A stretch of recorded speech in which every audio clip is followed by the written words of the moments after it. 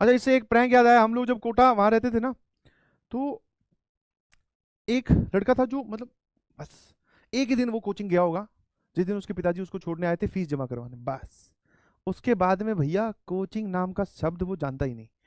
तो वो कभी कभार संडे को मिल जाता था, क्योंकि संडे को हम लोग फ्री रहते थे, थोड़ी बहुत क्लासेस होती नहीं थी। तो संडे को एक बार मिला वो, तो उसने बोला कि उसके पापा आने वाले हैं, कल रात की ट्रेन है तो वो यहाँ पहुँचेंगे। तो बोले यार मेरे नोट्स वोट्स कुछ नहीं है, समझे, और जेई का स्टूडेंट था वो। बोले नोट्स वोट्स मेरे पास कुछ नहीं है, पिताजी आते ही देखेंगे और मारेंगे बहुत, क्योंकि उनको सिर्फ इतना ही बोलना है कि बेटा मैथ्स के नोट्स दिखा दे, नंबर वंबर तो बहुत दूर की बात है, तो जब पेन चलाया तो दिखाए। तो बोले यार एक काम करो, सब लोग अपनी अपनी एक एक कॉपी देकर मेरे कमरे में थोड़ा सा माहौल बना दो, मतलब पढ़ाई का। अब वही है, मतलब उन सब सिचुएशन को, हम उन सब सिचुएशंस को अब आके एनालाइज करते हैं तो ऐसा लगता है कि ऐसे बच्चों की मदद क्यों करनी चाहिए। बट वही है ना, उस टाइम पे तो हम लोग फ्रेंड जोन में थे, दोस्त है भैया, मदद क्यों ना करें, एक ही फ्लोर पे रहते हैं। तो हमने कहा ठीक है भाई बना देंगे माहौल। अब उसमें से हम मैक्सिमम तो जेई के थे, बट दो बच्चे उसमें वो नीट वाले भी रहते थे। तो उसने क्या किया, ये कलाकारी ये वाली जो दरख्वास्त है उनके आगे भी लगाई थी। तो भैया मैथ की कॉपी इकट्ठी कर ली, जैसे हमारे पास मान लो 11th का एक कॉपी भर गई, दूसरी कॉपी चल रही है तो भरी हुई कॉपी उसको दे दी, उसने रख ली भाई। ठीक है, मॉड्यूल वॉड्यूल इकट्ठे कर लिए। ठीक है, हाँ। हाँ, वो बैग मॉड्यूल कुछ लेने भी नहीं गया, सिर्फ पैसे देने गया था, उसके बाद वापस आ गया। अब उसने क्या किया, बायो वालों से भी कॉपी ले ली एक एक, है जूलॉजी बॉटनी की भी कॉपी फिट करके बैठ गया भैया। और जब बोलते हैं ना किस्मत जब आपकी खराब हो तो आप एक नॉर्मल सिचुएशन से भी फंस सकते हैं। अब हुआ क्या, अच्छा उसके पापा ऑब्वियसली पढ़े लिखे थे, मतलब ऐसा नहीं है कि वो गांव के कोई थे, बढ़िया शहर दिल्ली से ही लड़का गया था। तो वही पिताजी आने का वक्त हुआ तो ऐसा है ना, माहौल बनाओ आप, समझो ना, कॉपी वॉपी खोल के रख रहा है सामने मॉड्यूल, इधर कॉपी खोल ली। अब कई कई बार क्या होता है, हम चीज़ों को फॉर ग्रांटेड ले लेते हैं, बोले पापा आएंगे सिर्फ यही तो देखेंगे बच्चे का माहौल कैसा है।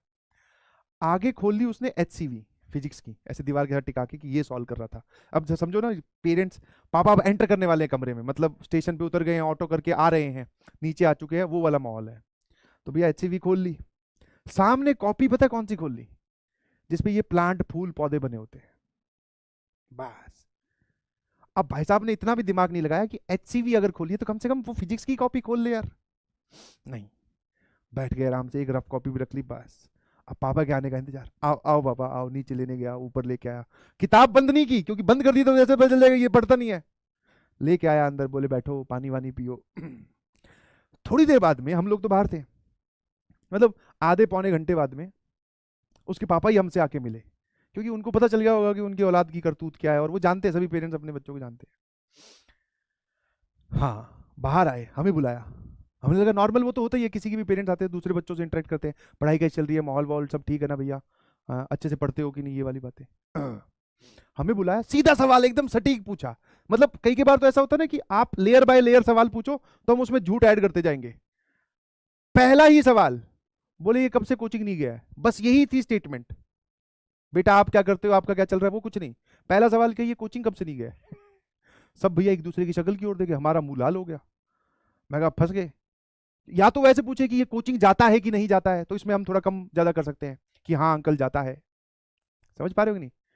अब उन्होंने सवाल ही एफर्मेटिव सेंटेंस जिसको बोलते हैं, जिसपे आपको हाँ भरनी है, ऐसा पूछा है कि ये कोचिंग कब से नहीं गया है। अपने चुप, आसपास वाले भी चुप।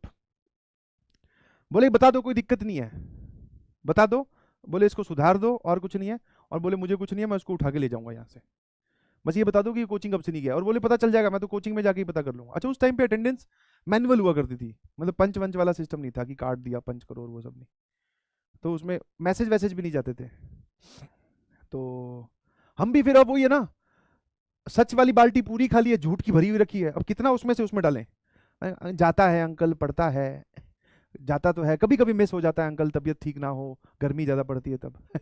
अंकल बोले बेटा टोपी ना पहनाओ मुझे, ठीक है। बोले इस गधे को ये नहीं पता कि जूलॉजी तेरे सिलेबस में नहीं है, ठीक है, एक बार जाके देखो किताब किसकी खोल रखी है इसने, पढ़ HCV रहा है, सामने किताब खोले बैठा जूलॉजी की वो नोट्स, और मैं बोले अपने इस लाल की राइटिंग जानता हूँ, जमा जमा के तो इसने आज तक कभी नहीं लिखा। तो मुझे ये पता चल गया कि कोचिंग इसका दूर दूर तक लेना देना नहीं है। बोले ये पता करो कि ये करता क्या है। मैंने कहा अंकल रहता तो घर पे ही है शायद, घर पे अपना सेल्फ स्टडी करता होगा। अरे बोले स्टडी की तो बहुत दूर की बात है, इसको यही नहीं पता कि सिलेबस में क्या है, पढ़ना क्या है, उसके बाद में वो हमारे साथ मैस में खाना खाने गए, शाम का वक्त हो गया, ठीक है। फिर रात को कमरे से भैया जो चीखें आ रही है, पापा की नहीं बेटे की, सॉरी पापा। भाई साहब, नहीं पापा आगे से नहीं हो, पापा बोल रहे हैं बेटा तू पीछे से भी कभी नहीं कर पाएगा। जम के सूता है, बहुत बढ़िया तबीयत से। हाँ, और जाते वक्त वो यही बोल के गए कि बोले लास्ट चांस दे रहा हूं, अगली बार आऊंगा ना तो तेरी वो जो हैंड राइटिंग है उसी में ही नोट चेक करूंगा सारे, और जितने भी आसपास वाले ना, उसके पापा ने सब जगह इंफॉर्मेशन फैला दी कि ये गधा है, इसका ध्यान रखना, अगर ये गेम वेम खेलने कहीं जाता है तो हमारे तक इन्फॉर्मेशन पहुंचनी चाहिए। जहाँ पे पेटी वेटी खाते हैं उसको भी बता दिया, उस भैया को भी, मैस में भी बोला है, नीचे जो लैंडलॉर्ड है उनको भी बोल दिया कि ये क्लास नहीं जाता, आपकी क्या रिस्पॉन्सिबिलिटी है। काफ़ी लोगों को लपेटा, और उसको तो बहुत बुरा लपेटा। हम भी सुधर गए, हमें ही बोला तुम लोग तो जाते हो ना क्लास। मैं कहा अरे यार ये सुई हमारी तरफ कैसे घूम गई, अब पता चला हमारे पीट के चले जाए। मैं कहा हाँ अंकल जाते हैं, सारा हमारा नोट चेक कर लो। बोले तुम्हारे नोट चेक कहाँ से कर लें, तुम्हारे वाले तो उसके कमरे में पड़े हैं। हाँ, तो अंकल ने बोला, उसको समझाया प्यार से कि बेटा देख सुधर जा, इन सब बातों में कुछ नहीं रखा, क्योंकि बहुत पढ़ेंगे। समझ में आया कि नहीं? फिर कुछ नहीं, उसके पिताजी चले गए। जाने के बाद में सारा कुछ छोड़ वोड़ आया उसको, वो ऑटो छोड़ आया, मतलब ऑटो में बैठ के स्टेशन तक छोड़ आया अपने पापा को, वापस आया। अब सारे वापस मंडली जमनी थी, फिर बिठा लिया हमने, बस उसको पीटा नहीं। मैंने कहा गधे, तेरे को ये नहीं पता कि किताब कौन सी खोलनी है, हैं? बोले हाँ यार, एक मतलब उसको उसको अब अपने पुराने एक्शंस को ऐसा नहीं है, मतलब उसके मन में कोई गिल्ट हो कि अरे यार अब पढ़ेंगे, ऐसा कुछ नहीं। बोले हाँ यार थोड़ी सी मिस्टेक होगी, बस वो फिजिक्स की कॉपी होती है ना, बच जाते अपने। और जो अल्टीमेट सवाल आपके दिमाग में आ रहा है कि वो सुधरा कि नहीं, नहीं सुधरा। वो उस इंसिडेंट के बाद में तो नहीं सुधरा, वो सुधरा किसी और इंसिडेंट के बारे में।